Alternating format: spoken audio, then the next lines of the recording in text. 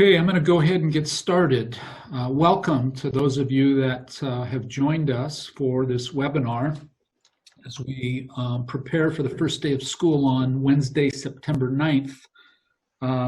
We wanted to take some time to introduce you to several staff members, have them talk a little bit about some things that will be going on in the schools and or different programs, in hopes that that answers some questions that you might have.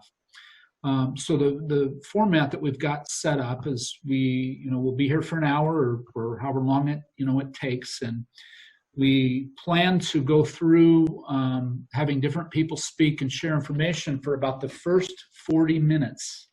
And so at about 6:40, we'll do a hard stop, and at that time, whatever questions have been submitted, we want to take some time to answer those.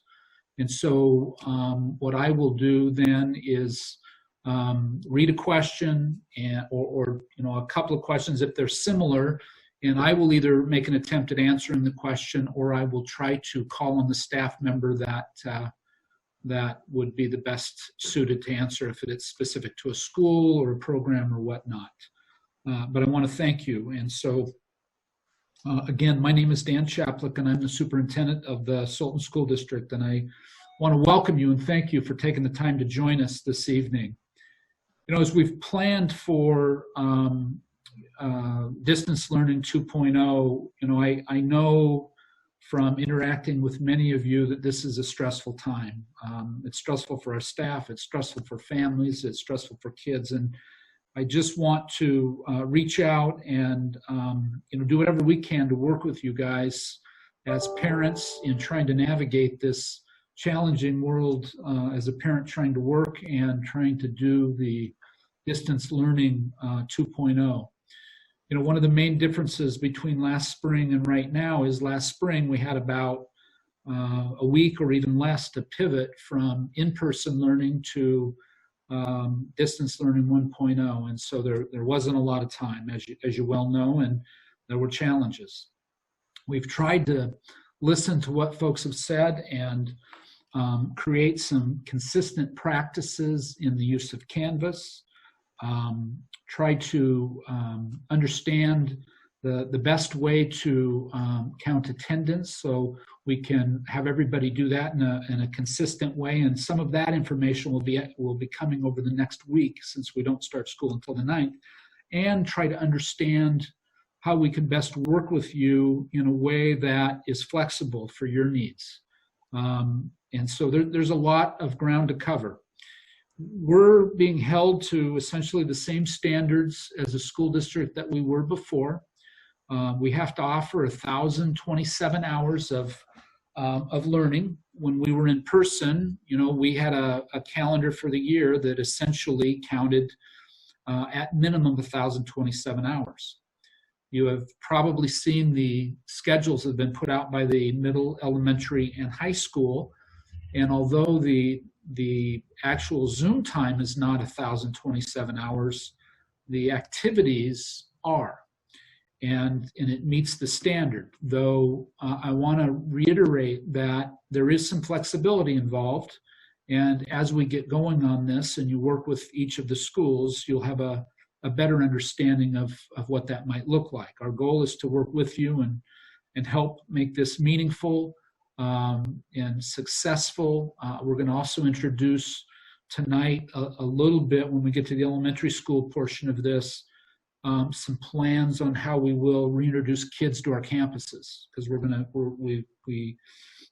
work real closely with the Department of Health, and some of the metrics or cases per 100,000 of COVID-19 are decreasing and or plateauing and have been for a few weeks, and so we're excited about what some of that means. But for us on campuses, regardless of how we feel about it, we're committed to wearing masks and following all of the safety precautions that will allow us to get back in person. And that's what we're asking of everybody that comes onto our campuses, to join us in that effort. That will allow us to control the part that we can in this and minimize any potential infection. And so we just ask that you join us in in being masked at all times when on campus, and washing hands, and encouraging your children and requiring them to do the same thing. So Cassie, do you want to just take a minute and explain how to submit questions they might have?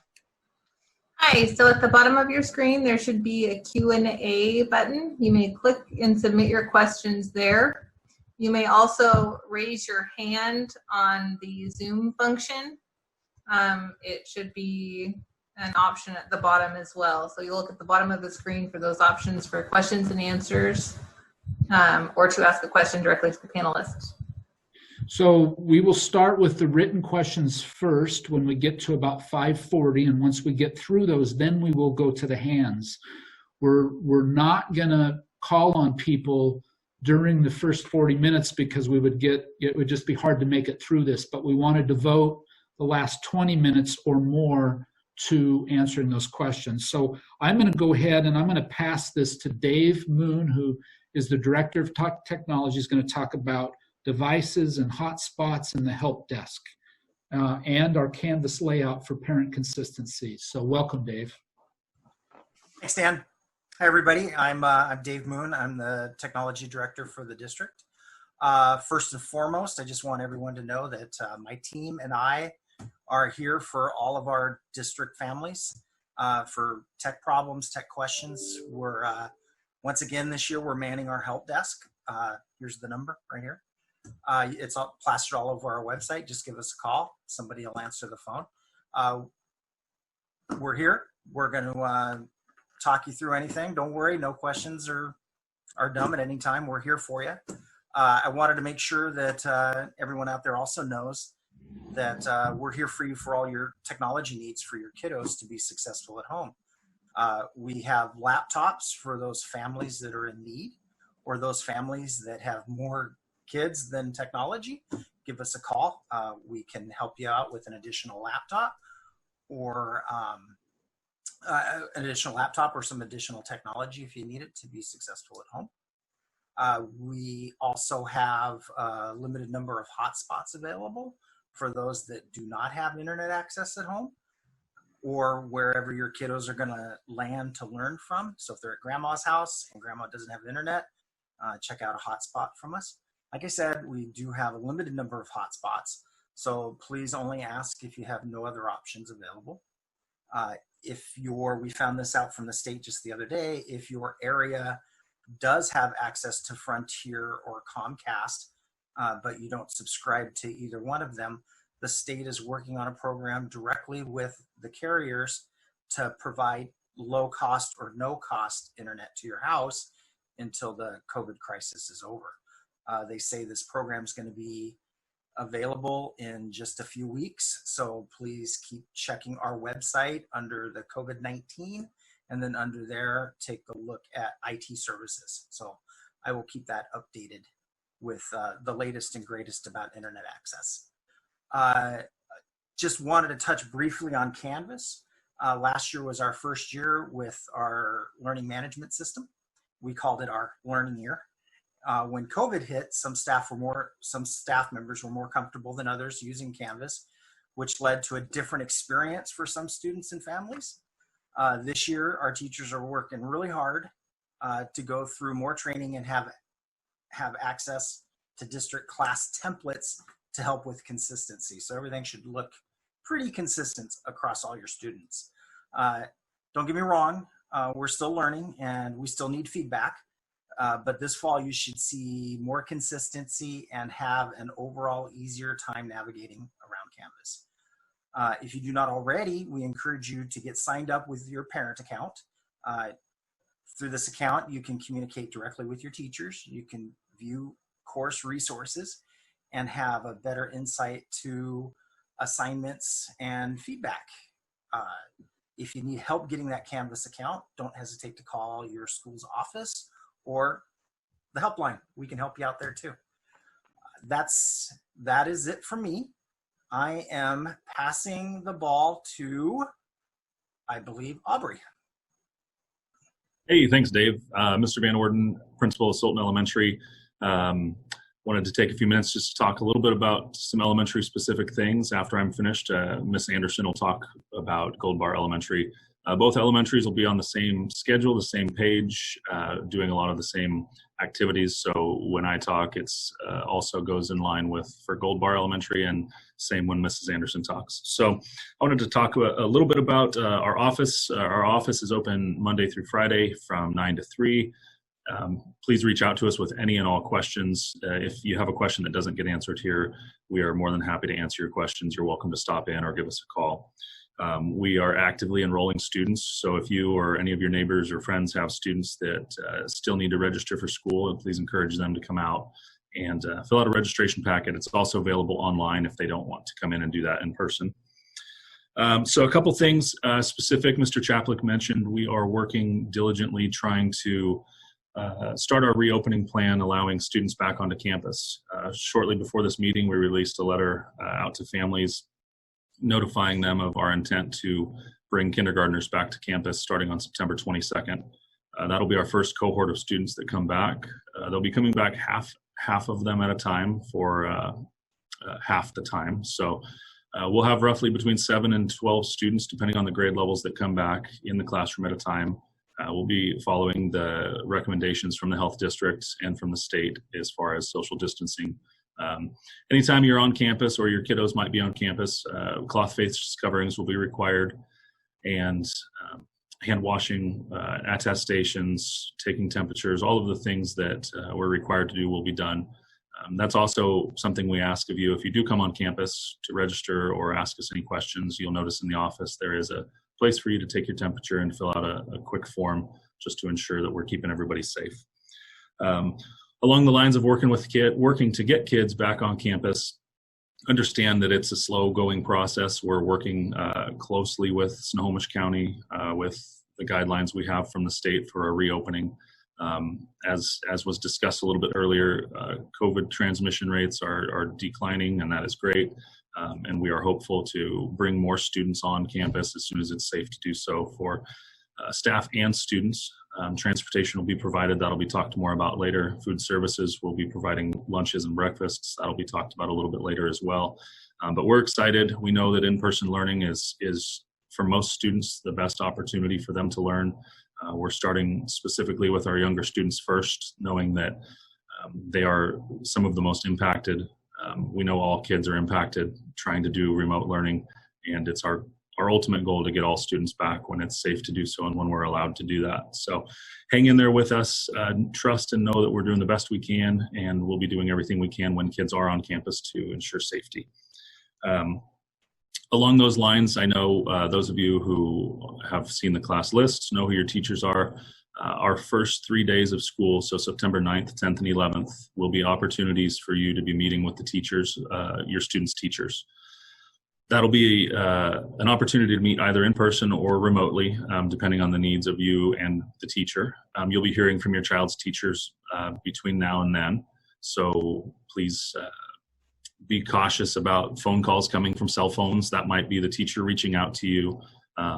They may reach out via email, but we want them to have the opportunity to meet with you and with your student prior to what is going to start as remote learning. We know that building relationships is crucial and key for all our students and our families, and we want to make sure you have the opportunity to share any unique things about your child or your student, and that those teachers have the best opportunity to help them be successful, whether remote or in person. And like I said prior, this goes for Sultan Elementary and for Gold Bar Elementary. We are on the same page doing the same things. So with that said, I'm going to turn it over to Heather Anderson. She is principal at Gold Bar Elementary. So Heather, have at it. Hi, thanks, Aubrey. Again, Heather Anderson, Principal, Gold Bar Elementary, and I just want to reiterate what Aubrey said in terms of being on the same page and being consistent as possible. Do look for that communication from families. In addition to the first 3 days being for conferences for all grade levels, there will be conferences that could be scheduled into the next week for the WAKIDS assessment for those kindergartners that are coming back on campus. So we are encouraging and reminding teachers to use the Canvas as a method of communication. So you might want to check frequently onto your child's Canvas page once set up for communication. But like he said, if you get a phone call from a number you don't know, it may be your child's teacher, so have your voicemail set up, or be looking for those calls. The schedules that we have for the elementary school are posted on the website as well, and you'll see that there are varying schedules for kindergarten through 5th grade, with alternating Zoom times for primary versus intermediate. We know that these schedules can look a little daunting at first, may seem overwhelming for some working families especially, and that every family is unique and has their own unique needs and challenges when it comes to handling what distance learning 2.0 looks like in school in this school year. But we want to just let you know that there's flexibility there. We understand that we need to be flexible in working with you, and that communication is going to be more critical now than ever, and making sure that we're reaching and engaging your students. So if there's a circumstance we need to be aware of, we just need to be made aware. So please contact your families, check that Canvas page, respond to those phone calls and those emails. With that being said, there's not a whole lot more from the elementary school level, so I'm going to pass it on to Nathan. Hello, my name is Nathan Plummer. I'm the proud principal of Sultan Middle School, and just providing you guys with a little bit of update. There's a lot of similarity from start time. So as Mr. Van Orden spoke about, and you will hear, most likely from Sarita Whitmire-Skeeth, principal of the high school, Mrs. Whitmire-Skeeth, that we will also be having conferencing. A big difference in spring is that we had about 70 to, well, actually more like 100 days that we had to get to know students. And the reality is we're a big transition year. So it's going to be super important that we're able to establish communication with our students. And so we will be using our homeroom teachers to have conferences in the first 3 days. And this is really to establish any sort of technology need or any sort of equipment needs that exist, to set the tone, share expectations, and to really talk about how this model will be different than it was.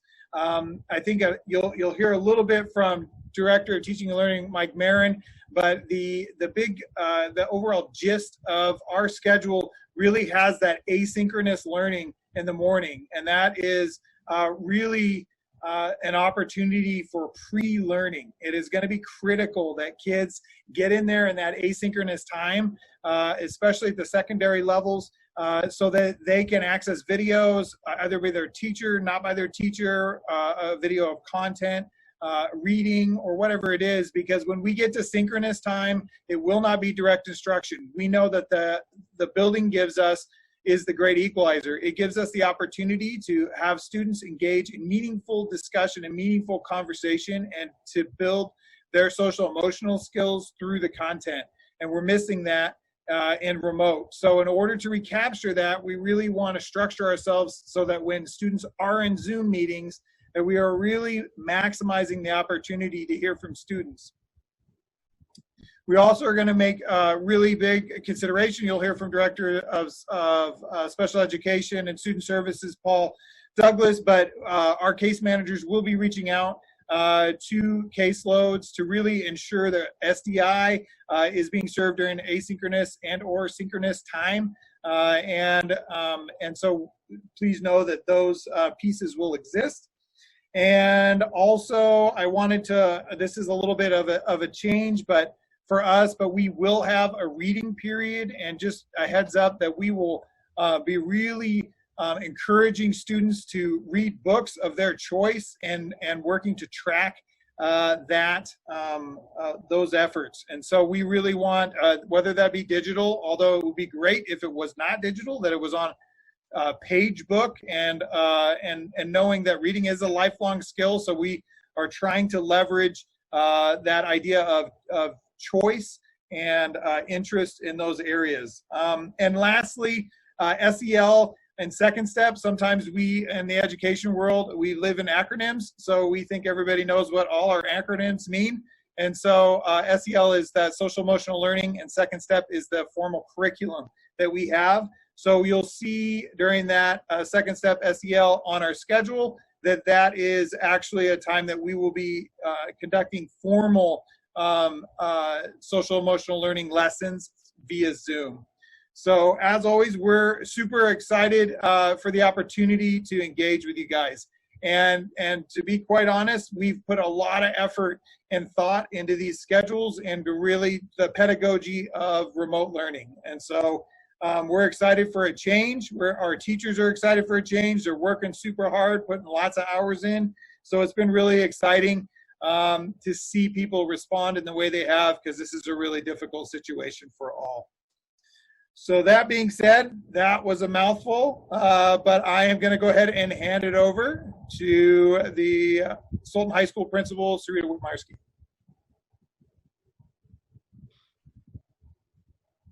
Good evening, families.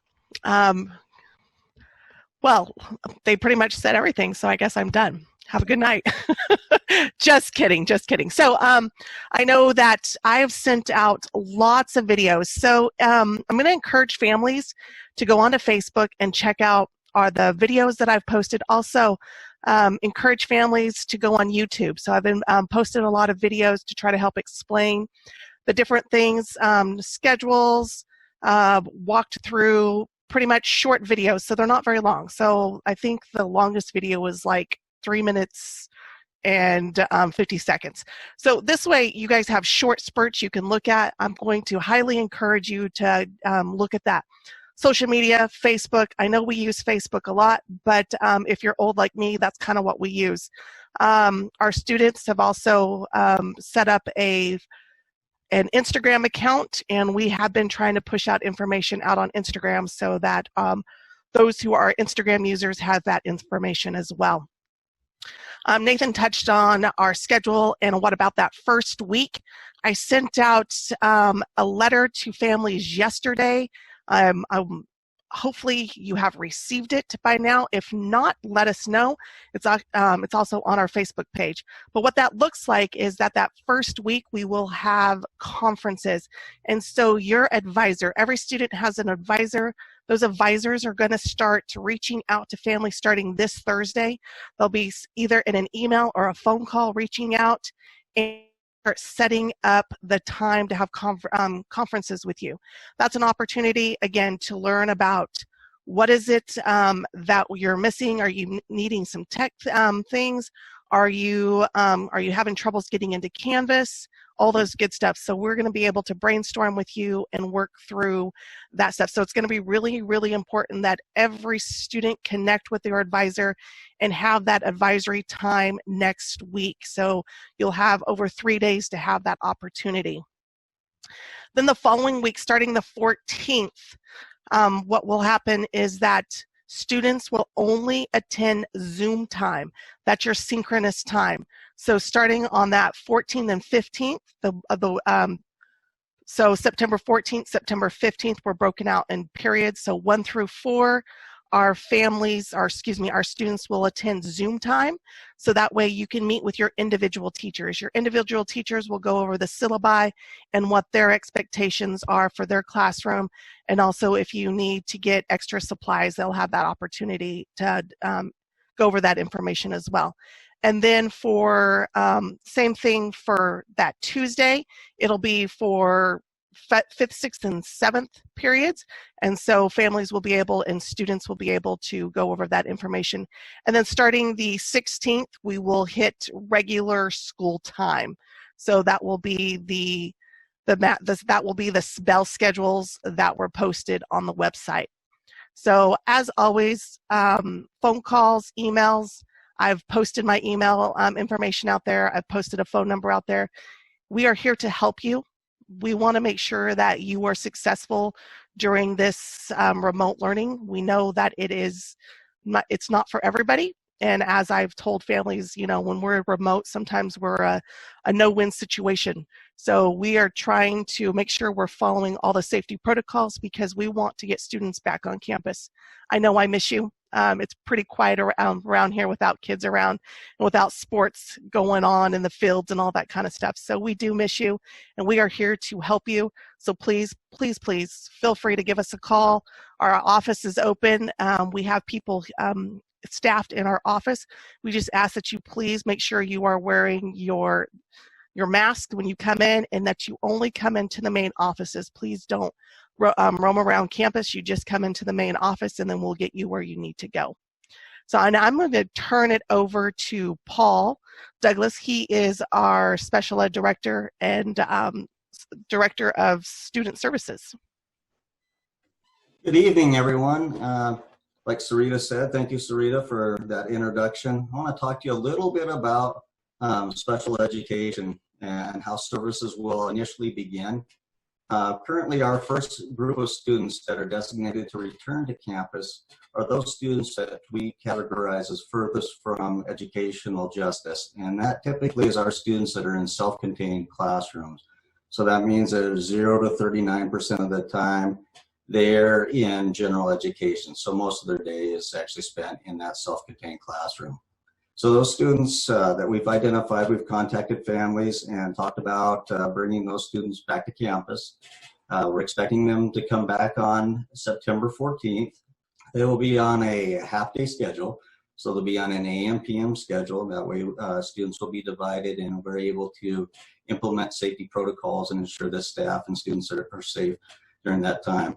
We also, just like the principals mentioned, students that are receiving specially designed instruction will be contacted by their case managers and will receive their remote learning, just like any other student during that time, unless they've returned to campus. And so the case managers will be reaching out to you. We'll be talking about the services that your student has and making sure that those IEP services are implemented. That goes as well for reevaluations. We have a number of students that during September and October have reevaluations that are due. We're going to be working closely with parents and families to gather data and be able to do the reevaluation, so you're part of that reevaluation process. And I want to emphasize that this is a team effort. As we're working together, it's a partnership to determine how to make sure that your students' needs are met. So that's why it's going to be important that as your student participates in asynchronous videos or synchronous videos, as well as specially designed instruction, that we're able to gather feedback, gather assessment data, so that we can adequately address their needs through the IEP process. So I think that I've covered most of that for special education, went over fairly quickly. Again, like the principals all talked about, our goal is to make sure the safety procedures are followed so that we can get students back to campus as soon as possible. And with that, I'm going to turn that over to Mike. Good evening. I'm going to share a quick piece here so you can see, if I can make sure, and because I have a couple of resources that I'd like to share. My name is Michael Marin. I am the Executive Director for Teaching and Learning, and I'm not sure that this is going to do what I need it to do. There we go. So I want to share the parent resources. So we've had about 75 of our staff members that have participated in a Shifting Schools through Reimagine Washington learning. And so we are going to provide these resources. These are specifically designed modules that you're able to go in and actually look at. So the focus with Shifting Schools was a systematic approach to distance learning. And we've had, like I said, quite a number of our teachers that have participated, and some have gone through 2 sessions and some have just gone through the first session. We'd like to bring you up to date on what that looks like. And so we have these 4 modules that have been put together, and this is across the entire state of Washington, co-sponsored by the Association of Educational Service Districts, which we're a member of, the Anacortes one.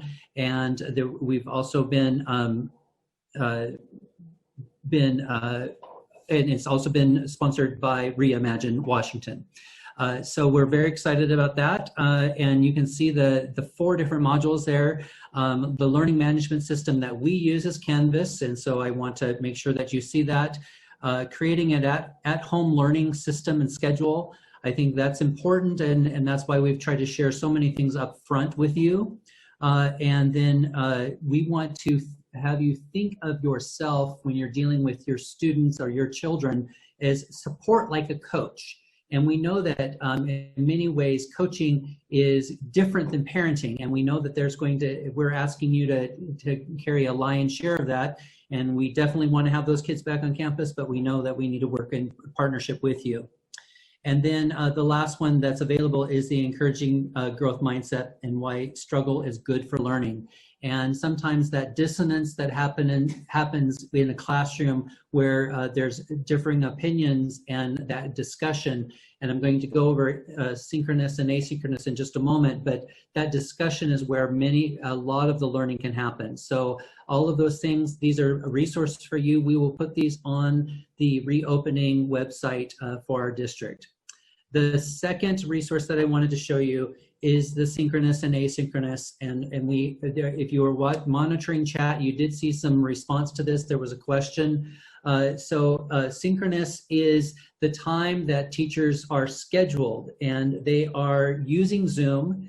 And we know that Zoom is something that you're probably getting familiar with. We decided this year to stay with Zoom when we're in our distance learning.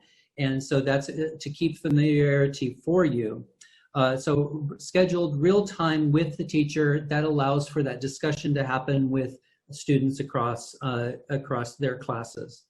The asynchronous, and then of course this resource will be available to you, are more pre-recorded. They could be videos, they could be from your teacher presenting a video, but it could also be an outside source, a YouTube specialty, any type of, we were working today with the Edgenuity folks, and we know that there's going to be lots of resources that are going to be available.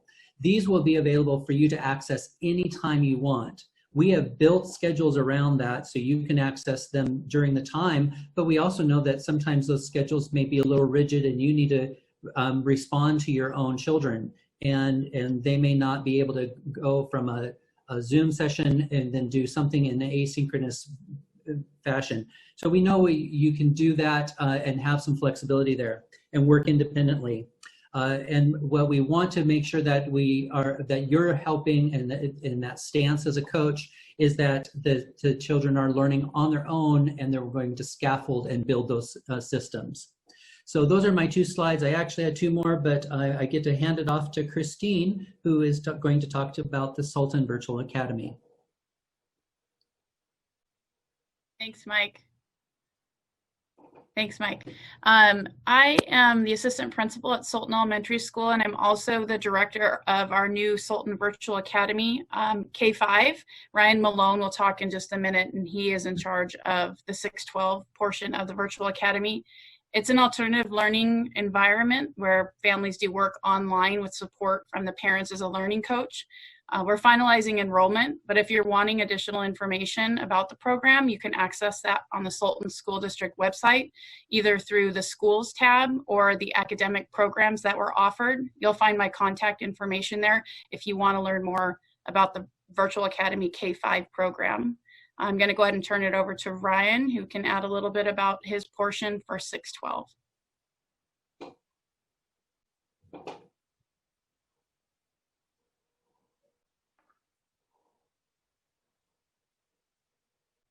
Are you there, Ryan? Oh, there we go. Hello, everyone. My name is Ryan Malone. I'm the assistant principal at Sultan High School. I'm also the program director for the Sultan Virtual Academy grades 6 through 12. As Christine Hillstad mentioned, this is a new online program. It's an example of the responsiveness of our school district in trying to meet the needs of so many families and so many situations that we have created this online option for families that are opting to keep their kids at home or to learn in a different manner for this year. So I'm in charge of grades 6 through 12, and if you are interested in learning more, you can contact me the same way Christine said on our website.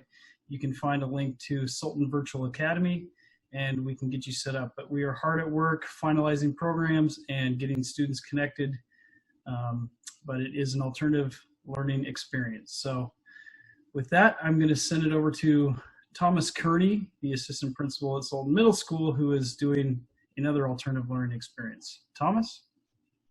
Hi, like Ryan said, I'm Thomas Kearney, and I'm the assistant principal at Sultan Middle School, but I'm also in charge of setting up a parent partnership program for Sultan School District. This program serves K through 8 students, and it's a slightly different model on how education works, where a certificated teacher works with a parent to sort of support home learning.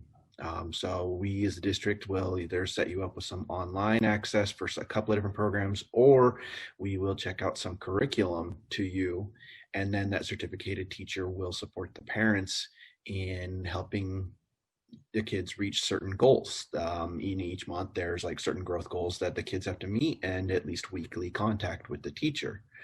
But it's creates a lot more flexibility and control given to the parent. And for families that can make room for it, it can be a really powerful, really great option. Sadly, at this point, we are full for our initial roster, but we are taking people onto our wait list. And just like with the Virtual Academy, you can contact me through our district website for the Sultan Parent Partnership Program, or SP3. And I can go ahead and put you on the wait list, as well as answer any more questions you might have. Thank you. Passing it on to Dan Baller. All right, Thomas, thank you very much. Yes, my name is Daniel Baller. I am the Director of Fiscal Services, Risk Management, and Child Nutrition, and I'll actually be speaking tonight under the auspice of Child Nutrition. I wanted to kind of start and just do a quick refresh. When the COVID-19 pandemic hit us in mid-March of this past spring, we had to quickly pivot, like others have said, to change our service model and how we delivered meals. And we had a wonderful group of people, staff that I was able to work with alongside during that period of March through June, and do some Herculean efforts on the parts of lots of people. We were able to deliver and provide 151,000 meals, breakfasts and lunches, during the period of March 17th through the middle of June. So was honored to be part of that process and that endeavor in getting meals out. Because of that, USDA had put in an emergency waiver that took us from what we call the traditional National School Lunch School Breakfast Program, which was based on ability to pay, but they put us into a waiver into what's called SFSP, where meals were free for all from birth to 18 years of age for breakfast and lunch. As we move towards our start here in the fall, we were initially told that we would be reverting back to the traditional National School Lunch School Breakfast Program based on ability to pay. However, we were happy to announce that we heard just yesterday that the United States Department of Agriculture has reinstituted that waiver for SFSP and will allow us to continue to serve meals free of charge for birth to 18 years of age through the 31st of December of this year. So that's a wonderful bit of news to increase access for our families. With that in mind, again, as many have spoken, our first day of school is going to be on the 9th. We're calling this Service Model 1 as far as food service is concerned. It'll be very similar to the service that we saw in the spring. We will have walk-up service at 2 of our buildings in the district, which will be Sultan Middle School and Gold Bar Elementary. Those services will take place on Monday through Thursday, only not on Fridays, where we'll be providing a hot lunch offering and then a cold breakfast to be consumed the following morning. Again, at Sultan Middle and Gold Bar Elementary. We will be shortening this from a 2-hour window to a 1-hour window. That'll take place from 11:30 to 12:30, again on Mondays through Thursdays. The meals for Friday and your Monday breakfast will also be delivered on Thursday. So Thursday, you'll get Thursday's meals, Friday, and Monday's breakfast all at the same time. In addition to this, we're going to be doing some outreach. Now, in the spring, we were given the opportunity to utilize school buses and school bus drivers to actually do door-to-door deliveries. Unfortunately, we will not have access to school buses to be used in this manner for the fall startup, but we will be doing what we're calling some remote high needs drop-off areas, which will hopefully make it more convenient for parents to come and receive their meals as opposed to having to come to one of our 2 buildings to pick up those meals on a daily basis.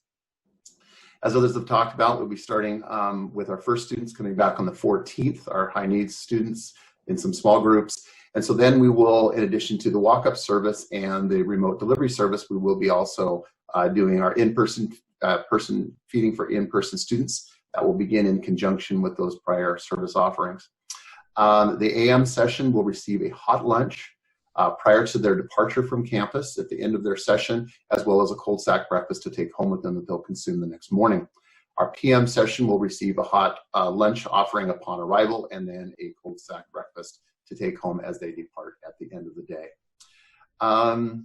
In-person service times will be staggered, obviously, from our walk-up times, so we'll be refining that as far as what times the students will actually be getting their in-person meals, so that it coincides with their arrivals and deliveries, and still allow us to facilitate the walk-up service. Consumption, as we move forward, consumption of in-person meals will take place in the classroom or off-site, again, as they're receiving some of this as they're departing. And we will be working on, obviously, staggering dismissal times when we get more students on campus, so to promote social distancing and minimize any congregating in the areas as they're waiting to receive their meals. I want to make you also aware, formulating, and we'll be sending out a survey this week to help aid us in our production and knowing the number of parents and children that will be participating in our service offerings for meals moving forward. So we do appreciate your participation, that we value your feedback. And I think that's about what I had. So I'm going to turn it over this time to Charlie Weaver, our Director of Maintenance and Operations. Charlie? Hello, everybody. This is Charlie Weaver, Sultan School District's Director of Operations. I currently run maintenance, grounds, custodial, and district safety. We are working hard at creating a safe environment for all students from the time that you enter the school to the time they get home, whether that's by bus, walk, or parent drop-off. We are creating screening stations at each of the campuses for students to go through to ensure that all students are safe, as well as the faculty. Many of these are different processes that we'll have to get used to as we move forward. As we get closer, more information will come out. We will publicize that on the district website as to how the process will work and where those areas will be per campus. If you have any questions, feel free to contact me. My email and my cell phone number are on the school district website. And that's all I have for this. On to, I believe I'm the last one, so on to back to Dan Chaplik. Thank you, Charlie, and thank you, everyone. We want to take some time to answer questions you might have, and so I see one here, and maybe this is a question where I would get Sarita to come into this, or any of the principals. The first question would be, as a parent working during the day with students that they're at home during the day or not at school, is there an option to get food for kids? Or, no, I guess that isn't a Dan Ballard. That would be that's a Dan Ballard question. Yeah, Dan, I did just see that message. Again, as I had kind of touched on in my comments, unlike in the spring where we had access to school buses and additional staff to put together a very elaborate delivery program. We had 11 different routes that we went out to throughout the district to essentially do a door-to-door service. And we don't have access to those buses or that additional staff as we look to the fall.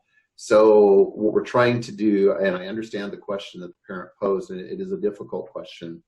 We're trying to make it more convenient, but again, if the parent is not present and the child is at home by themselves, that is still something that we're working on options just to take care of that need.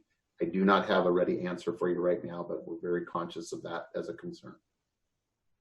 Okay, thank you, Dan. Next question, I think it's been entered and answered, but I'll go ahead and go over it again.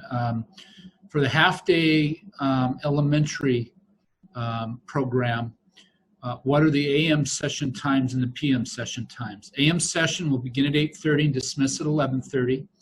And that will leave 2 hours for cleaning and getting ready for the afternoon session, which will begin at 1 p.m. and dismiss at 3:30 p.m. So again, it'll start at 8:30 a.m., dismiss at 11 a.m., cleaning for 2 hours, and then 1 to 3:30 p.m. Second question that was posted, where will the recordings of these videos be? They will be posted on the district website at sultanschools.org. And I think just to be a little more specific about that, Tech has made us each YouTube pages, and we want to put them in the reopening website. We'll create a spot there where they will all be so that you can go to one spot. So it'll take a little time to get them there, but that's where we want to put them. And the second thing would be SHS and SVO videos are on Facebook. SHS has a YouTube account where videos are posted, and we're working on an SVO YouTube account. So we're going to get these all in one spot. What I would say to you is that we will put them in the spot that says school reopening 2020. Next question, and I'll give this to Sarita and Ryan. Sarita already answered it, but if you can go ahead and just verbalize it, Sarita. When will high school students receive their schedules? The schedules are already posted live. Our counselors are currently working on different schedules, trying to hone up on the scheduling. So there are some students that may have a wrong class, and so they're just kind of cleaning stuff up. So again, they are live in PowerSchool. So if you go into PowerSchool and you see an issue, you can contact your counselor.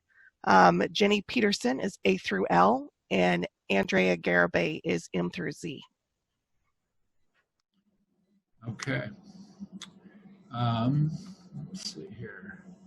Next question would be,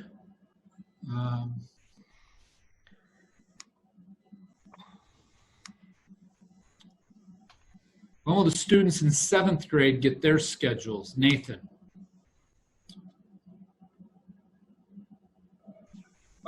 Answered that question in the chat, but schedules are posted in PowerSchool. I am seeing that somebody indicated that they checked PowerSchool and it wasn't posted. If that is the case, 99% of our schedules are in and nearly 100% complete. So we may have some tweaks. If there is some situation where you're not accessing it, please give us a call. Mr. Richards working really hard to make sure those are completed. So, but those schedules should be all uploaded in. So if there's not, we encourage you to give us a call. Okay, thank you. Can you be more specific as to sultanschools.org website, YouTube, Facebook? And Cassie, go ahead, and then I'll let Sarita answer a little bit there.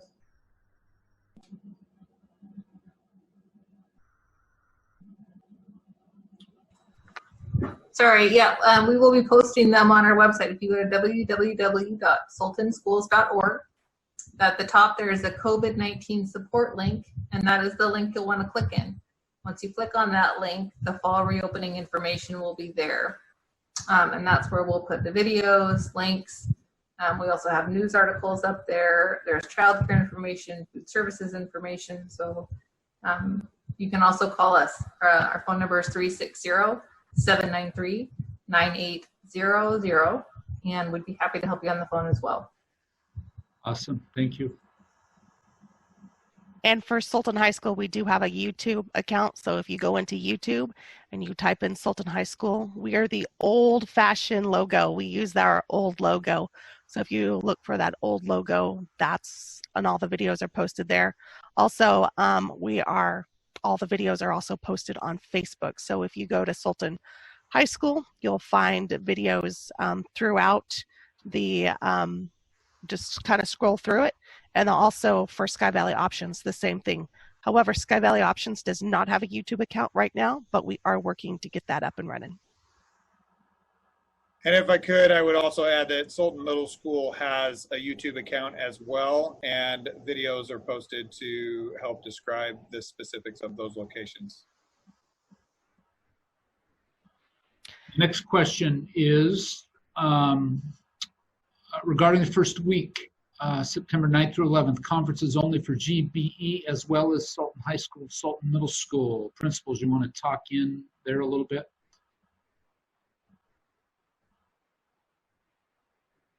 So that was I'll just clarify, yes, there are conferences for all schools on the 9th through the 11th. There's some extending into the following week for WA kids, and then as Sarita explained, their conference schedule looks a little bit different as well. So at each level, what the conferences actually look like might be a little different, but yes, there are conferences scheduled that first 9th through the 11th for all schools.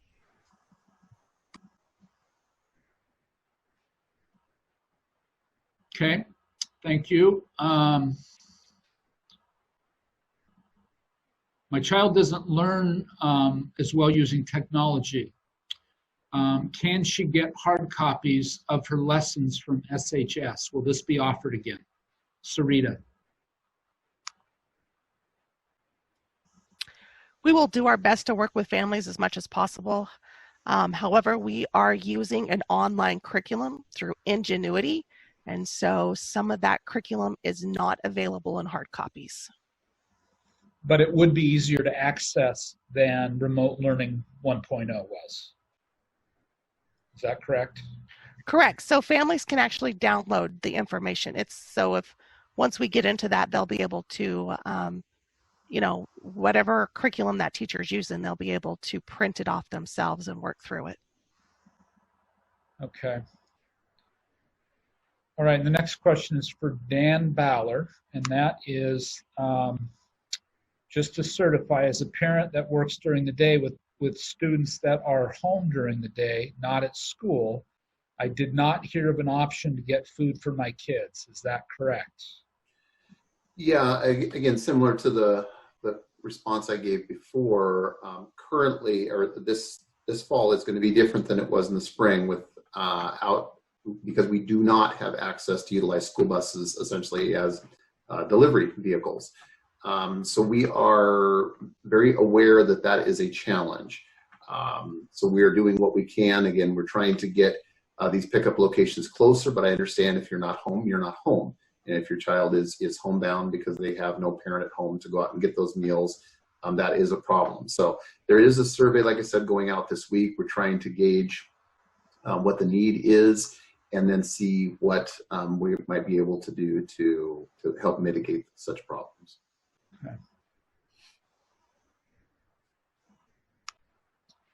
Okay. If my Sultan High School student has an existing 504 plan, will those modifications be permitted in remote learning as well? Sarita and or Paul? Your student's counselor will be contacting you and your student to update your 504 plan. Okay. Paul, anything? No, it just as Sarita said, the counselor will be updating your existing 504 plan. I would also reach out to the teachers, your child's teachers, and let them know that your child has a 504 plan, so it just helps that communication as well. My daughter just checked her Power School account and there's no schedule posted. What do I do? I'll take that one, Dan. So it's my understanding that if you are using the app to check for your classes, the app is not up and running correctly. So if you go into Power School on a desktop, it is up and running. What's the fix for that, Dave, or anybody that might know so we can inform families?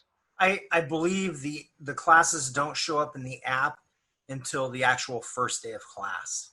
It's just something finicky in the app. Gotcha. Okay. As a parent of an elementary grade child with a special education plan, if we do not hear from a case manager, whom is our point of contact? And I just wrote in the chat there, if you don't hear from the case manager, you can go ahead and give me a call. I listed my number in there as well as email. Either one of those will work, and I can be your point of contact for that. Okay. So that's all of the written questions. Anybody that's in the participants, have your hand up, and we're happy to answer any questions live the best that we can. Looks like there's a couple more in there.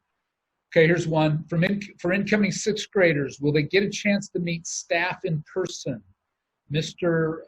Plummer. So as we shared, conferences will be offered either in person or in Zoom. And so that's part of the reason, just thinking about our sixth graders, we wanted to have the conference. We will have to follow safety protocols, but we definitely want to make sure that if we can meet in person, that we're able to keep safe and to do that. And some of that does depend on the staff and their ability to do that. So it's not a direct answer to your question, but there is a possibility that it could happen, and that is a hope that we have. Next question is a lunch transportation question. Inslee put into effect that buses could be used to deliver food, technology, etc. Will you possibly change to delivery like we did in the spring? Dan, you want me to take that one, or you want Charlie? Well, I'll go ahead and start this, but the simple answer is we're aware of the proclamation that he put into place. The reality of the situation is we're trying to weigh down the potential of not transporting kids, which is what drives funding for transportation, and how to meet families' needs. And so we're willing to consider anything, but what we did in the spring was really unique in that we knew that the funding would be coming through to pay for the buses and pay for the drivers, even though we weren't transporting kids, because transportation funding is derived or is arrived at by what's called ridership. And ridership is transporting kids to and from school.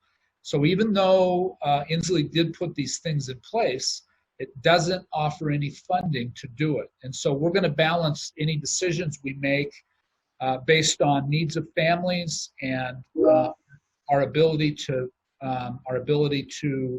do it. So I guess I kind of answered the whole thing. Do you want to add anything, Dan or Charlie? No, I think you touched on it, is that yes, the governor's proclamation says it would be an allowable use of buses to deliver food and materials. However, they will not fund such activities. So it's a challenging situation, and it doesn't make it any easier for anybody. Next question. Are there tentative dates set for each grade to integrate back into campus, i.e. first grade at GBE, etc.? So when you look at the metrics model that we're looking at, and I'll try to explain the bigger picture. I came into this not knowing much about epidemiology, and since this started last spring, I've learned a tremendous amount. When we closed up in March of last year and went to the remote model, there were about 130 cases per 100,000, and it seems like a fairly small amount, but in the world of spreading disease, that's a pretty big number. And so when they shut everything down, the number went down by mid-June to about 20 cases per 100,000. Then when they opened things back up, the 4th of July and all of those things happened, it gradually grew again to about 97 cases per 100,000. Well, in the last few weeks, it has gone down to 74 or 80 something, then to 74, and then down to 60, and then just yesterday they posted 54. The range that we start to look at as far as being a moderate, and we plan, is on the low end 25 cases per 100,000, on the high end 75 cases. So you can see we're right in the middle of that. So we are planning for those things, and there was some meetings on this. I want to defer carefully to some of the principals to talk a little bit about what was talked about. If there's if we can do it in a way that doesn't overpromise things that we can't deliver. The thing I can assure you, though, is that we're trying to follow the mask rules and all of the different cleaning protocols to make sure we can get kids in here as soon as possible. So Aubrey and Heather, did we get any clarity on this particular issue? Dan, I will chime in and do my best to answer that. Yes, today we did have a meeting where we discussed a lot of these things, and Mr. Chaplik did a good job of laying out those guidelines that the state and the county have set forth for us. As it states in the letter that we sent out today, we know that kindergarten is starting on the 22nd of September, and our next target date for bringing the next group of students back, the next cohort, would be the target date is October 5th. So we'll be collecting data, looking through the Snohomish County information prior to October 5th to determine what that cohort of students will look like, what our options are in bringing them back potentially starting on October 5th. Yep. Hey, I was told there's a live question. I see another written one here. And can some of us parents volunteer to help deliver food to those families that need help in getting food for their children? I think what I would like to do with this one is I will have Cassie post my email and my phone number and then have you call me so that we can discuss it. And I think that's the best way to approach it. I think it's important you work together here, but I don't want to put people in a bad spot by saying, hey, that's a great idea. I think it's a great idea. I'm just not sure that it's it's something that we want to talk about it before we jump into that. So I appreciate your thoughtfulness of bringing that up. And so Cassie, if you would post that for folks, I would appreciate it. And call me at your first convenience or leave your number for her and I will call you and we can talk through that. Was there a live question or was that it? There was a live question. Would you like to take that now? Yeah, go ahead. Debbie, you need to unmute and you can ask your question. Oh, I'm sorry, I didn't have a question. Oh. Okay, thank you. I do have another written question. I think you need to put the link to this video as obvious on the SSD web link as possible without having to click on the other links first. I really feel strongly about that based on the public opinion I've seen on various social media pages that it seems a majority of people have no idea what is going on. Thank you for your efforts. Sincerely speaking, I applaud you for all your efforts. So I concur. I think we should put it in wherever we do it so you can't miss it when you come to the front page. I agree. And I think we need to continue to reach out and we want to make sure that everybody knows that they can reach out to us. If somebody is out there and they're feeling like they don't know what's going on, heck, I've posted my cell number out there. And, crazily, I don't often get people that take me up and call me. But you can email, you can reach out on Facebook. We all kind of check that. But pick up the phone and call. It's okay to do it. We're here to solve problems with you. And we know this is stressful. There is no doubt about it. Yeah. So it is for us too. We want you to have a good experience. And the one question that hasn't come up that I'm a little surprised by and we don't have great answers for, and that is daycare. We are very concerned as a school district about the challenge this provides for families that are trying to work and navigate, especially with younger kids, the situation with daycare. And it's very difficult to do both things at one time. So if you go to the COVID website, the help site, there is a listing of daycare providers, including the Boys and Girls Club and the available slots that they have. We have multiple computers that are still available. We can, if you have more than one child and you need 2 computers, we can do that. Correct, Dave? Correct, Dan. Yep. We can accommodate. Plenty of capacity for that. And so we don't want you to get into a position where, you've got multiple kids but not enough devices. We've tried to do whatever was necessary between the spring and now to get the right amount of equipment in here so that we can do this to the best of our ability. And for this to work, we all have to work together in this. And I know that this is challenging for everybody involved. Any other questions?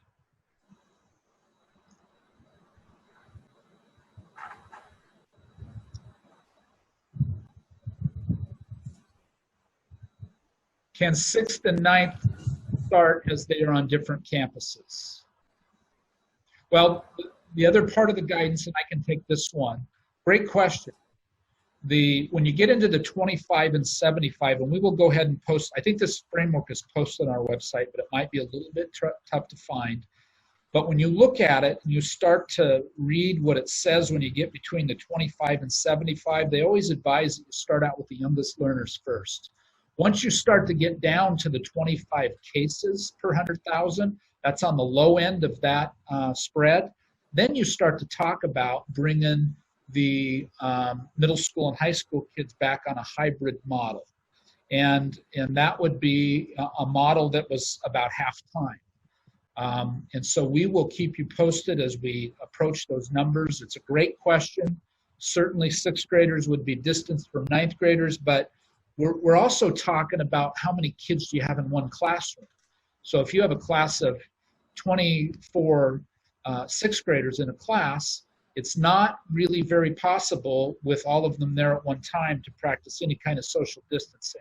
And so we would tend to build groups that would allow for kids to be 6 feet apart and to make sure that, you know, it was as safe as possible, because we all desperately want to get through this, get back to working with kids in person, and the sooner the spread of the disease gets down to a low number, below 25 cases per 100,000, the sooner we're having these discussions. The good news is we're heading the right direction. But it was a great question. And it looks like there's a couple more questions that I've got over here, or their answers. Okay, I don't see any more. Any other questions, either live or one that somebody wants to post?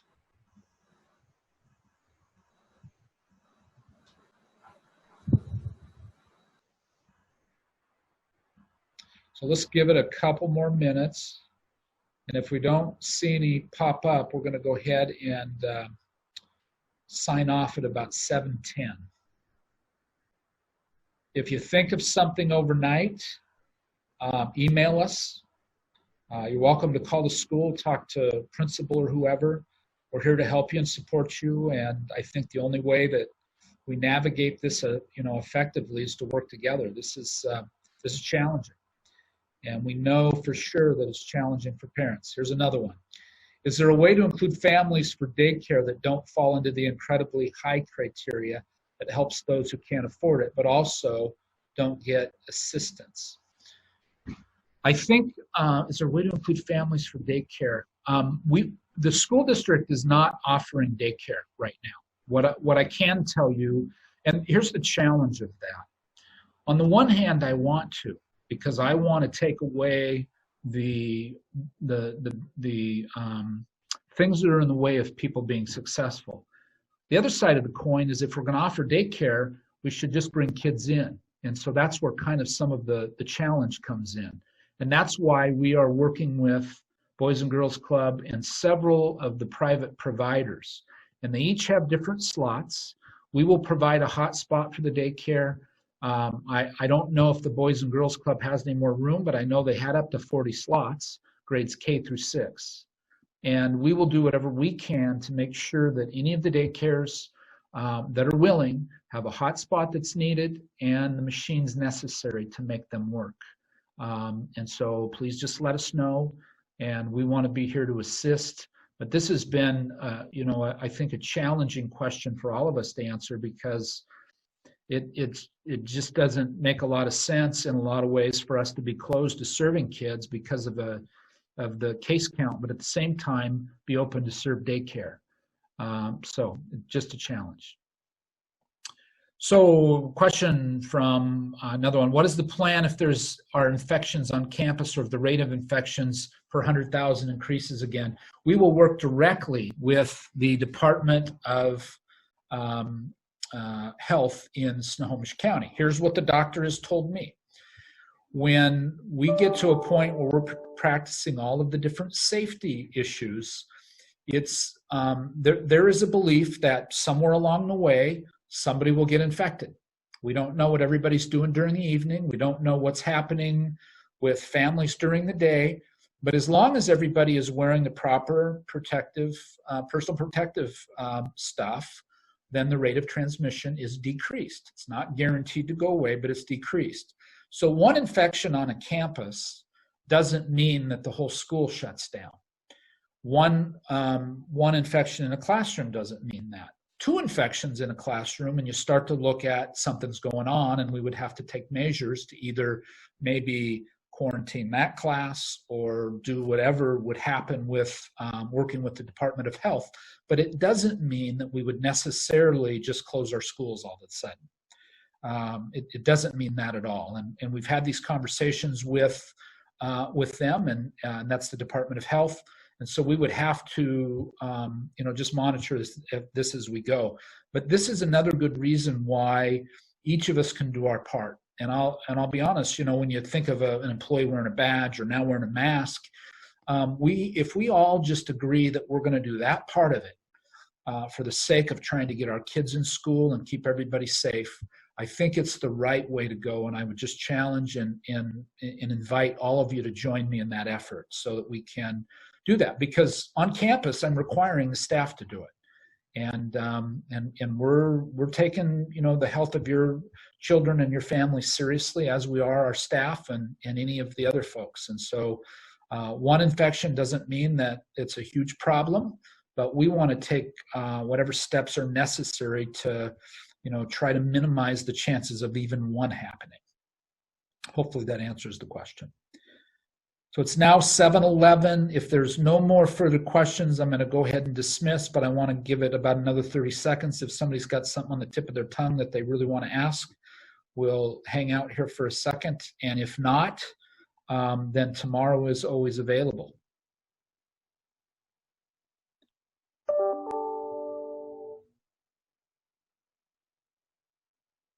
Okay. Well, I want to thank you all. I want to thank all of the panelists for attending. We hope it was helpful for you guys as parents. Please give us some feedback. And if there's some things we didn't cover that you would like to see us cover at a future one of these, we would certainly be open to doing this.